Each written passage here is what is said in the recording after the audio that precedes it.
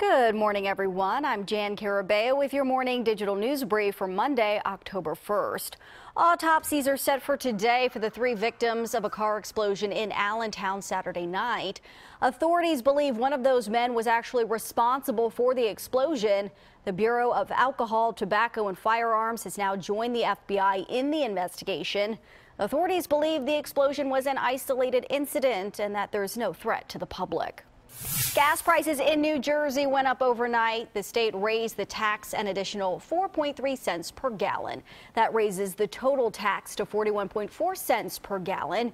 The additional revenue will support the state's Transportation Trust Fund program for roadway and bridge improvements.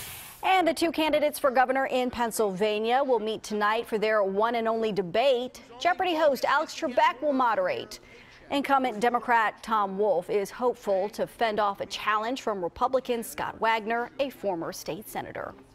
Now to the Eyewitness Weather Forecast with meteorologist Katie Falinger. Hi, Katie. And good morning to Jan. You know, today ends up being a pretty warm day, even despite the fact that we are turning the page on the calendar. It is the beginning of October, as you know, and we'll give you a couple of statistics as it pertains to the month ahead.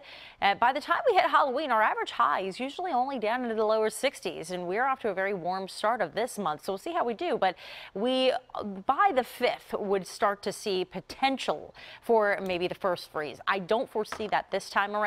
But now we're getting into that point of year where the nights should start to get a little cooler, although they don't necessarily do that in the next few days. And even as early as the 10th, we've been known to actually have a couple of snowflakes around.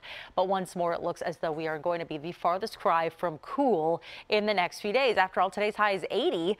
And that's actually the coolest of the next 4 days. 67 for the overnight low. Just watch for a little patchy fog to develop. And then second half of tomorrow and then again second half of Thursday are our next best chances to see some showers or thunderstorms come through. But look at that. We continue this warming trend by Thursday, peaking with the warmth with the very summer-like mid-80s. Jan. Not too shabby at all. Thank you, Katie. And remember, you can always get Katie's most up-to-date forecast and the latest stories right here on CBSPhilly.com. And that's the latest for this morning's digital news brief. I'm Jan Carabeo. Have a great day.